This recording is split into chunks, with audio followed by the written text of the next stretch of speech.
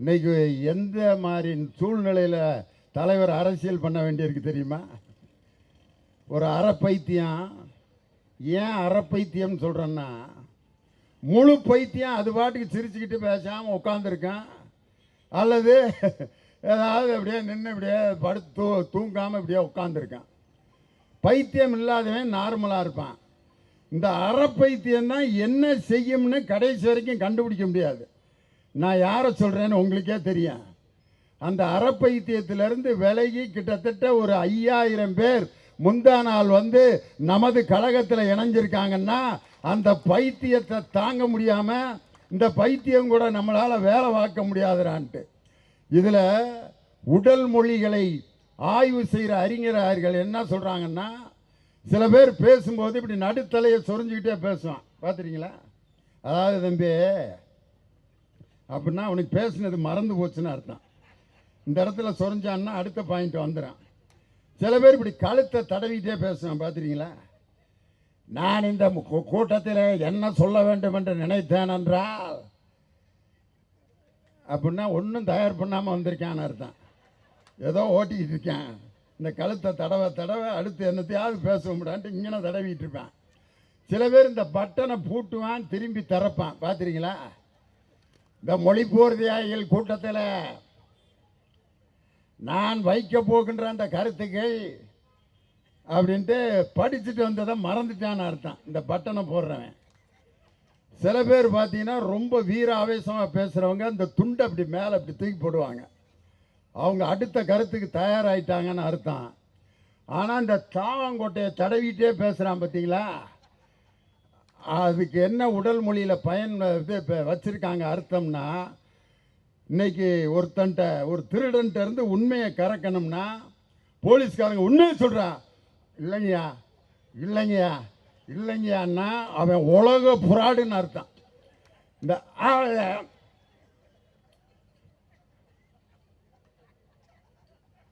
அப்படின்னா என்ன? உடல் மொழிகளுடைய ஆய்வியல் அறிஞர்கள் சொல்கிறாங்க, இந்த வாயை திருப்பி திருப்பி தடவுறவன் உலகத்திலே மிகப்பெரிய பொய்காரன் அவனாத்தான் இருப்பான்ட்டு. நான் யாரையும் குறிப்பிட்டு சொல்ல, நான் இது ஒவ்வொன்றா சொல்லிட்டு வர்றேன். நீங்கள் யாரையாவது கணக்கு போட்டுக்கிட்டீங்கன்னா அதுக்கு நான் பொறுப்பு இல்லை. அந்த அறப்பைத்தியம் பேசுதியா அன்னைக்கு திராவிடத்தை கை நீட்டி பேசி கொண்டிருக்கிறார்கள். எல்லாரும் என்ன நினைப்பாங்கன்னா, இந்த அறப்பைத்தியத்தை பிடிச்சி உள்ளே வைக்க வேண்டியதானன்ட்டு. அதுக்கு ஏன் அதை பிடிச்சி உள்ளே வச்சா என்ன ஆகும்னா, ஜெயிலில் இருக்கவனுக்கும் பைத்தியம் பிடிச்சிடும் அந்த குரூப்பு. அதனால தான் அந்த குரூப்பை பிடிச்சி உள்ளே வச்சா ஜெயிலில் இருக்கவனுக்கும் பைத்தியம் பிடிச்சிடும். சிறைச்சாலையில் இருக்கிற அந்த ஜெயிலரும் சட்டையை கிழிச்சிட்டு காக்கி சட்டையை கிழிச்சிட்டு வெளியே வந்துடுவார். எவன்டா இவனை கொண்டு வந்து இங்கே உள்ளே வச்சாங்கன்ட்டு. அதனால தான் அந்த அறப்பைத்தியம் முத்தி முழு பைத்தியமாகி அதுவே செவுத்தில் மோதி மோதி மோதி மோதி நுரைய கக்கி கீழே விழுந்துருங்கிறதுனால தான் அந்த அறப்பைத்தியத்தை இதுவரைக்கும் கைது செய்யாமல் வைத்திருக்கிறார். இன்னைக்கு அந்த அறப்பைத்தியம் கூட எங்கள் தலைவர் அரசியல் பண்ண வேண்டியிருக்கு. எப்படி பேசிகிட்டு இருக்குது ஒவ்வொரு இடத்துலையும் பார்த்தீங்கன்னா, அடே அப்பா, பெரியாரும் அம்பேத்கரும், ஆஹா அம்பேத்கருக்கு நான் மிகப்பெரிய அடிமை, வள்ளுவர் என்னுடைய தாத்தா, வள்ளுவர் என்னுடைய பெரியப்பா, வள்ளலார் என்னுடைய தாய் மாமே, எல்லாம் சொந்தக்காரங்க. வள்ளுவர் இவருடைய தாத்தா. வள்ளுவர் உங்க தாத்தான்னா, வள்ளுவர் வந்து கள்ளுண்ணாமை அப்படின்னு ஒரு 10 அதிகாரம் எழுதியிருக்காரு. கள்ளு குடிக்காத, வள்ளுவர் எங்க தாத்தா அப்படின்ட்டு மேடையில் கள்ளு குடிச்சுக்கிட்டு இருக்கான். இந்த குரூப்புகளோட எல்லாம் அரசியல் பண்ண வேண்டியிருக்கு என் தலைவர். அதுக்கப்புறம் பார்த்தீங்கன்னா 1000 பேர் என்னை செருப்பால் அடித்துக் கொண்டிருக்கிறார்கள், 1000 பேர் என் முகத்திலே காரி துப்பி கொண்டிருக்கிறார்கள். அந்த அளவுக்கு என்னுடைய கொள்கை வலிமையானது. அட கொடுமைய, 1000 பேர் செருப்பால் அடிச்சுக்கிட்டு இருக்காங்கிறத கேட்டுட்டோம். என் கொள்கை வலிமையானதுன்னு பேசுறான்னா இந்த குரூப்பை பைத்தியத்தில் சேர்க்கிறதா வேற எதில் சேர்க்கிறது? இந்த பைத்தியங்களுக்கு மத்தியில் தான் திராவிட மாடல் ஆட்சியை வெற்றிகரமாக நடத்தி 2026 முதலமைச்சராக போவது என்னுடைய தங்க தளபதி மு க ஸ்டாலின் தான். இன்னைக்கு பார்த்தீங்கன்னா எடப்பாடி பழனிசாமி அவரு ஐயோ இன்னும் 11 அமாவாசைகள் தான் இருக்கின்றன. அந்த 11 அமாவாசை யாருக்கு பிடிக்கும்? அமாவாசை யாருக்கு பிடிக்கும்னா, யாராவது பெரியவங்க வீட்டில் இறந்துருந்தா அந்த இறப்பு அன்னைக்கு அமாவாசை அன்னைக்கு அவங்களுக்காக சோறு தின்னாமல் இருப்பான். வேற யாருக்கு அமாவாசை ரொம்ப பிடிக்கும்? அந்த நான் சொல்லவே இல்லை. அந்த அக்கா சொல்கிறாங்க அமாவாசை வேற யாருக்கு பிடிக்கும்னா திருடனுக்கு தான் பிடிக்கும். ஏன்னா அப்போ தான் ஈஸியாக வீடுகளில் ஏறி குதிச்சு போய் பௌர்ணமி இருக்குது, அமாவாசை இருக்குது, வசந்த காலம் இருக்குது, மழைக்காலம் இருக்குது, குளிர்காலம் இருக்குது. அதை பற்றிலாம் சிந்திக்காத எடப்பாடி பழனிசாமி அமாவாசையை பற்றி சிந்திக்கிறாருன்னா 2 காரணம்தான். ஒன்று, அமாவாசை யாருக்கு பிடிக்கும்னா திருட்டு தொழில் செய்பவர்களுக்கு தான் பிடிக்கும். இவர் 4 வருஷம் திருடிக்கிட்டு இருந்தான், இப்போ வாய்ப்பு இல்லாமல் போச்சே, இன்னொரு அமாவாசை நமக்கு கிடைக்காதான்னு. 1000 அமாவாசைகள் கடந்தாலும் அமைதிப்படை அமாவாசையான பழனிசாமி இனி ஜென்மத்துக்கும் அந்த ஜார்ஜ் கோட்டையின் பக்கத்தில் கூட வர முடியாது. 2026 ஆகஸ்ட் 15 அன்று தேசிய கொடியை ஜார்ஜ் கோட்டையில் ஏற்ற போவது எங்கள் தங்க தளபதி மு.க. ஸ்டாலின் தான். இன்னொருத்தர் பார்த்தீங்கன்னா பனையூர் டு பரந்தூர், அந்த கூத்து பெரிய கூத்தா இருக்கு. இப்பயே கட்சி பதவிக்கு காசு கேட்குறாங்களாம். கட்சி பதவியை காசு வாங்கிக்கிட்டு பதவிக்கு வர்றவன் இவன் நாட்டில் பொறுப்பு கொடுத்தா என்ன ஆவான்னு இன்னும் கட்சியே உருப்படியாக தொடங்கலை. பொதுச் செயலாளர் பார்த்தா வீட்டு திண்ணையில் படுத்து கிடக்கிறாரு, அவர் தான் பொதுச் செயலாளர். உங்கள் கொள்கையை ஒரு அரை மணி நேரம் பேசியானா, அதாவது எங்களுடைய கொள்கையை தலைவர் பேசுவார், பொதுச் செயலாளர் தலைவர் பேசுவார். கொள்கை புறவு செயலாளர்னு ஒரு அம்மா நிற்கிது, வடதுன்னுக்கிட்டு இருக்குது எங்கள் மாநாட்டில். அப்படி ஒரு கட்சி பனையூரிலிருந்து பரந்தூருக்கு வந்து அந்த பரந்தூரில் இருக்கிற போராட்டத்தில் இருக்கக்கூடிய மக்களை சந்திக்கிறேன் என்று சொல்லிட்டு போராட்ட மக்கள் பூரா ஒரு மண்டபத்தில் உட்காந்துருக்காங்க. ஒரு வேனில் நின்று பேசிட்டு இந்த சினிமாவில் காட்டுவாங்க பார்த்தீங்களா, ஏழைகள் குடிசை ஒரு 1000 குடிசை இருக்கான், புல்டோசர் வச்சுக்கிட்டு ஒரு 10 எந்திரம் அப்படியே வரும் குடிசைக்கு பக்கத்தில். உடனே இந்த ஏழைகள்லாம், ஐயா எங்கள் வீட்டை இடிக்க வர்றாங்க ஐயா, வாழ்நாள் முழுவதுங்க ஐயா வாழ்ந்துட்டு இருக்கான், என் வயக்காடு போகுதியா, என் கண்ணுக்குட்டி போகுதியான்னு அழுவான். அவர் உடனே புல்டோசர் அப்படியே நெருங்கி போயிட்டே இருக்கான். அந்த நேரத்தில் வந்து மக்கள் தடுக்க வருவாங்க. உடனே ஒரு அரசியல்வாதிகிட்ட ஃபோன் பண்ணுவார் அவர், நான் இருக்கேன் இடிய குடிசைய. கதாநாயகன் ஒரு பைக்கில் ஓட்ட பைக்கில் 50 கிலோமீட்டர் தாண்டி வந்துக்கிட்டு இருப்பார். புல்டோசரை காட்டுவேன், குடிசையை காட்டுவேன், புல்டோசரை காட்டுவேன், குடிசையை காட்டுவான். அந்த நேரத்தில் கதாநாயகன் வர்ற பைக்குக்கு இடையில ஆயிலை ஊற்றி விடுவாங்க. அப்படின்னு தப்பிச்சு ஒரு வீல் கலண்டுறான், ஒரு வீல்லே வருவார். எங்கே ஒரு வீல்லே இந்த பக்கம் ஒரு 40 பேர் சுடுவான். எல்லா குண்டையும் ஒரு குண்டு வரும், கையில் பிடிச்சி அப்படி தூக்கி போட்டு வருவார். அதெல்லாம் தூக்கி போடலாம், அதெல்லாம் கண்டுக்கவே கூடாது. வந்து அந்த புல்டோசருக்கும் இதுக்கு இடையில அப்படி வந்து நிற்பார். அப்படின்னு ஒரு 1000 பேர்த்த அடிப்பார், குடிசையெல்லாம் மீட்டு கொடுப்பாரு. உடனே அவருக்கும் கதாநாயகிக்கும் கல்யாணம் ஆகும். தம்பி இது சினிமாவில் வேணால் சாத்தியமாகுமே ஒழிய வாழ்க்கையில் இது நடக்காது ராஜா. வேனில் வந்து நீ வாட்டுக்கு மீட்டிங் போட்டுட்டு ஏமாற்றிட்டு போகலான்னு நினைக்காத. பரந்தூர் மக்கள் வாழ்வியலோடு தொடர்ந்து அந்த வாழ்வியல் ஆதாரம் அவர்களிடம் பாதிக்கப்படக்கூடாது என்று ஒவ்வொரு நிமிடமும் கவனித்துக் கொண்டிருப்பவர் எங்கள் தமிழகத்தினுடைய முதலமைச்சர். அங்கே இருக்கக்கூடிய நீர்நிலைகளை பாதுகாக்கணும்னு ஒரு IAS அதிகாரி தலைமையில் கமிட்டியை போட்டு அந்த நீர்நிலைகளை பாதுகாக்கிறதுக்குரிய நடவடிக்கைகள் எடுக்கப்படுது. அங்கே இருக்கக்கூடிய ஒவ்வொருவரிடமும் பேச்சுவார்த்தை நடத்தி அந்த நிலத்தை அவங்களுக்கு வாழ்வாதாரம் பாதிக்காமல் அவர்களை வேற இடத்துல எங்கே குடியிருக்க வைக்கலாம்ங்கிற பேச்சுவார்த்தை 910 நாட்களாக நடந்து கொண்டிருக்குது.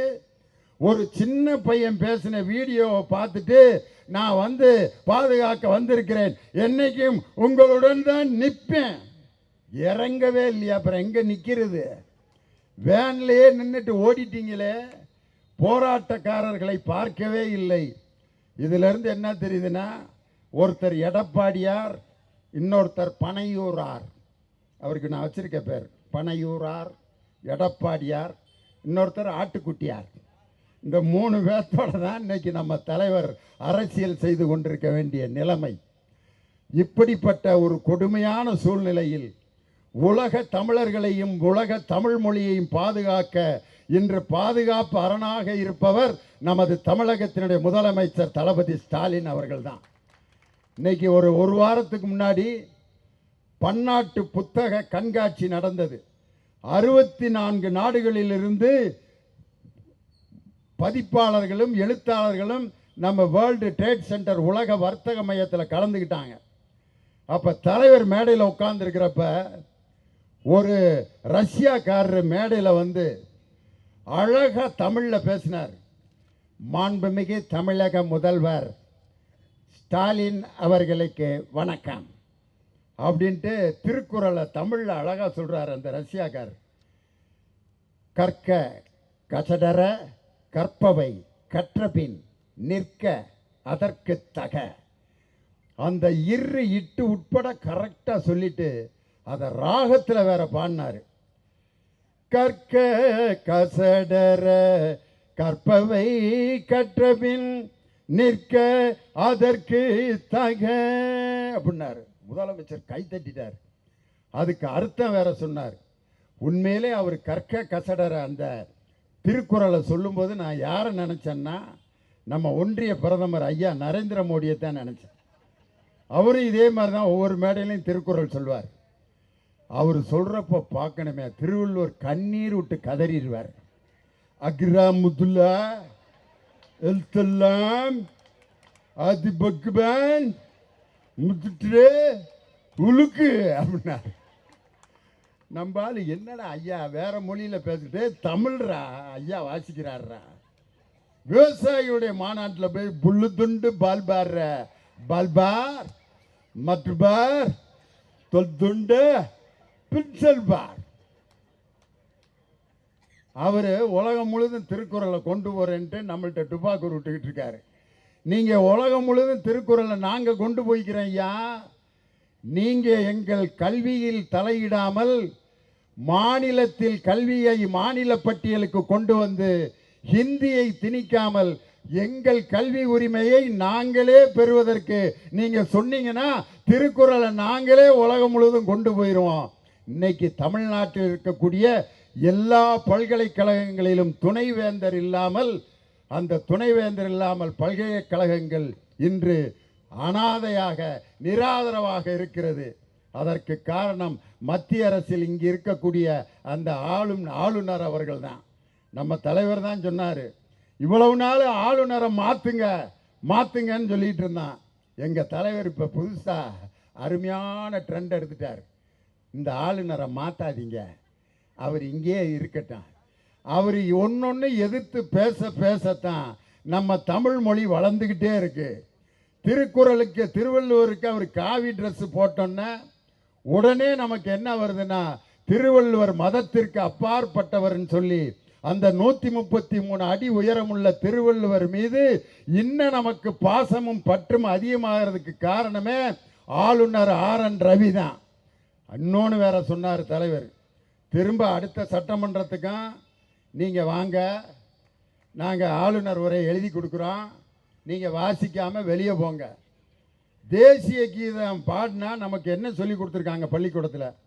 அட்டென்ஷனில் நிற்கணும். தேசிய கீதம் ஜானகன் அப்படி நிற்பான். ஆனால் உலகத்திலே தேசிய கீதம் பாடுறதுக்கு முன்னாடியே எந்திரிச்சு ஓடின ஒருத்தர் யாருன்னா நம்ம ஆளுநர் தான். தேசிய கீதத்துக்கு நிற்கணும்னு நமக்கு சொல்லி கொடுத்துருக்காங்க. அவருக்கு யார் சொல்லி கொடுத்தாங்கன்னு தெரியல. தேசிய கீதம் ஆரம்பிக்கிறதுக்கு முன்னாடியே ஓடணும்னு. இதுக்கு பேர் தேசப்பற்றா? இப்படிப்பட்டவர்களை எல்லாம் வைத்துக்கொண்டு எங்கள் தலைவர் இன்று தமிழுக்காகவும் தமிழ் மொழிக்காகவும் செய்து கொண்டிருக்கக்கூடிய சாதனைகள் என்னன்னா, அன்னைக்கு நடந்த அந்த பன்னாட்டு புத்தக கண்காட்சியில் கிட்டத்தட்ட 1700 மொழிகளில் தமிழ் மொழியிலிருந்து மற்ற மொழிகளுக்கு மொழிபெயர்ப்பாகின்ற புத்தகங்கள், மற்ற மொழியிலிருந்து தமிழுக்கு மொழிபெயர்ப்பாகின்ற புத்தகங்கள் 1700 ஒப்பந்தங்களை என் தலைவர் கையெழுத்திட்டு பன்னாட்டு புத்தக கண்காட்சியில் 1700 ஒப்பந்தங்களில் கையெழுத்து போட்டிருக்கார். 30 மொழிபெயர்ப்பு நூல்களை வெளியிட்டிருக்கார். அந்த 30 மொழிபெயர்ப்பு நூல்களில் எது முக்கியமான நூல்னா, மருத்துவ கல்வியில் அனாட்டமி, உடற்கூறியல். அந்த உடற்கூறியலை ஆங்கிலத்தில் தவிர வேற எதுலையும் படிக்க முடியாது அப்படிங்கிற நிலையை மாற்றி அந்த அனாட்டமி என்ற புத்தகத்தை தமிழிலே மொழிபெயர்த்து இன்று மெடிக்கல் கல்லூரியில் இருக்க மாணவர்கள் தமிழில் உடற்கூறியலை படிக்கிறார்கள் என்று சொன்னால், முத்தமிழறிஞர் கலைஞர் மொழிபெயர்ப்பு திட்டம் என்ற திட்டத்தை உருவாக்கி தாய்மொழியில் உயர்கல்வியை கொண்டு செல்கின்ற அந்த சாதனை படைத்தவர் நம் தலைவர். அதைவிட பெரியது, திசைதோறும் திராவிடம்னு ஒரு இயக்கத்தை உருவாக்கி பெரியாருடைய சிந்தனைகள் 21 மொழிகளில் மொழிபெயர்க்கப்பட்டு உலகம் முழுவதும் இன்று கொண்டு செல்லப்பட்டிருக்கிறது. பெரியாருடைய சிந்தனைகள் 21 மொழியில மொழிபெயர்க்கப்பட்டிருக்கிறது. பெரியாரை யார் யாரெல்லாம் தூற்றுகிறார்களோ தூற்றத்தான் அந்த பெரியாரின் சிந்தனை மென்மேலும் வளர்ந்து கொண்டே இருக்கிறது. பெரியாருடைய சிலைக்கு திடீர்னு எங்க திண்டுக்கல்ல ஒருத்தன் விபூதி அடிச்சு விடுவான், திடீர்னு அவருக்கு மஞ்சளை மூஞ்சில பூசி விடுவாங்க. ஒருத்தன் பார்த்தீங்கன்னா பெரியாருக்கு காவி சால்வையை போட்டு விட்டுருந்தான். அவனை போலீஸ் கைது பண்ணிட்டு அந்த 3 பேரையும் கைது பண்ணாங்க. கைது பண்ணி போலீஸ் ஸ்டேஷனில் வச்சுருந்தா அந்த 3 பேரையும் போலீஸ் ஸ்டேஷனில் என்ன தீர்ப்பு கொடுத்தாங்கன்னா, இவர்கள் மூவரும் மனநோய் பாதிக்கப்பட்டவர்கள். பெரியாரை யாரெல்லாம் சீண்டுகிறார்களோ அவர்களெல்லாம் மனநலம் பாதிக்கப்பட்டவர்கள்னு நான் சொல்லலை. போலீஸில் பிடிச்ச அந்த 3 பேருமே மனநலம் பாதிக்கப்பட்டவர்கள். அதனால தந்தை பெரியார் அவர்கள் போராடிய அந்த தமிழ் போராட்டம், தமிழ் மொழியை காக்குகின்ற போராட்டம், அடுத்து பேரறிஞர் அண்ணா தொடங்கி முத்தமிழறிஞர் டாக்டர் கலைஞர் அதை வழிநடத்தி இன்று நமது தமிழக முதல்வர் தளபதி மு.க. ஸ்டாலின் அவர்கள் சிறப்பாக அதை செயல்படுத்தி நாளை இந்த தமிழுக்கு ஒரு சோதனை வந்தாலும் அதை பாதுகாக்கின்ற ஒரு படை வீரராக எங்கள் இளைஞரணி செயலாளர் மாண்புமிகு துணை முதல்வர் உதயநிதி ஸ்டாலின் அடுத்த படை வீரராக இன்று தயாராகி கொண்டிருக்கிறார் என்று சொல்லி, எக்காரணத்தை முன்னிட்டும் ஹிந்தி என்ற அந்த பேய் தமிழ் மொழியினுடைய சிறப்பையோ தமிழ் மொழியினுடைய வளர்ச்சியையோ அழிக்க முடியாது, ஒழிக்க முடியாது என்று சொல்லி, ஹிந்தி ஒழிக தமிழ் வாழ்க என்று சொல்வதை விட ஹிந்தி ஒழிக என்ற அந்த கோஷத்தை நிறுத்திவிட்டு தமிழ் வாழ்க தமிழ் வாழ்க என்று சொல்லிக் கொண்டிருந்தாலே ஹிந்தி ஆட்டோமேட்டிக்கா நம்ம தமிழகத்தை விட்டு அப்புறப்படுத்தப்படும் என்று சொல்லி, இந்த அருமையான நேரத்தில் கடைசி நேரத்தில் இவ்வளவு நேரம் நாம் பேசுறதுக்கு இந்த கூட்டம் அமர்ந்திருந்த உண்மையான என்னுடைய ரசிகர்களுக்கு என்னுடைய வணக்கத்தையும் வாழ்த்துக்களையும் சொல்லி, நீங்கள் இருக்கும் வரை திராவிட முன்னேற்ற கழகத்தையும் தமிழையும் எந்த கொம்பனாலும் அழிக்க முடியாது.